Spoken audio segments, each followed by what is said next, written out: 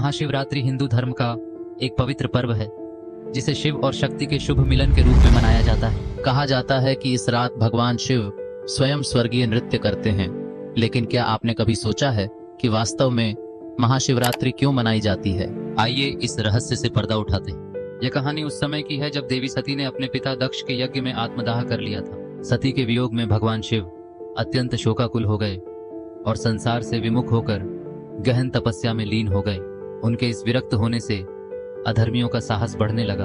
इन्हीं में से एक था अत्याचारी राक्षस तारकासुर। वह जानता था कि शिव अब संसार की ओर ध्यान नहीं दे रहे, इसलिए उसने ब्रह्मा जी की घोर तपस्या कर यह वरदान प्राप्त कर लिया कि उसकी मृत्यु केवल शिव के पुत्र के हाथों ही संभव होगी। वरदान पाकर वह तीनों लोकों में उत्पात मचाने लगा।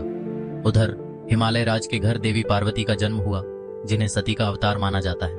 बाल्यकाल से ही वे शिव की अनन्य भक्त थीं और उनका प्रेम निरंतर बढ़ता गया। वे दिन रात भगवान शिव की आराधना करने लगीं। उनकी तपस्या से ब्रह्मांड गूंज उठा, लेकिन शिव तब भी ध्यान में मग्न थे। शिव के हृदय में पुनः प्रेम जगाने के लिए देवताओं ने कामदेव को भेजा। उसने प्रेम का बाण चलाया, लेकिन शिव ने अपनी तीसरी आंख खोलकर उसे भस्म कर दिया। पार्वती का प्रेम फिर भी अडिग रहा। उन्होंने कठोर तपस्या की, जिसके प्रभाव से शिव स्वयं एक साधु के रूप में उनकी परीक्षा लेने पहुंचे। उन्होंने पार्वती से कहा कि शिव वैरागी हैं, वे उनके योग्य नहीं। लेकिन पार्वती ने दृढ़ता से उत्तर दिया कि उनका प्रेम अमिट है। उनकी भक्ति देखकर शिव प्रसन्न हुए और उन्हें अपनी अर्धांगिनी के रूप में स्वीकार किया।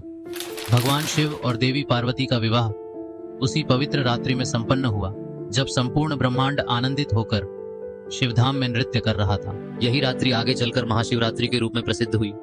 इस विवाह के बाद कार्तिकेय का जन्म हुआ, जिन्होंने तारकासुर का वध कर देवताओं को उसके आतंक से मुक्त कराया।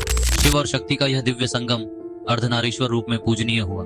महाशिवरात्रि के दिन भक्त उपवास रखते हैं, शिवलिंग पर जल, दूध, शहद और बेलपत्र अर्पित करते हैं और पूरी रात जागकर ओम नमः शिवाय का जाप करते हैं। इस रात को हिंदू पंचांग में सबसे शुभ रात्रियों में से एक माना जाता है और इस दिन की गई पूजा शीघ्र फलदायी होती है। आप सभी को महाशिवरात्रि की हार्दिक शुभकामनाएं। अगर यह कथा आपको पसंद आई तो इसे अपने परिवार और मित्रों के साथ साझा करें और अगली कथा तक हर हर महादेव का जय घोष करते रहें।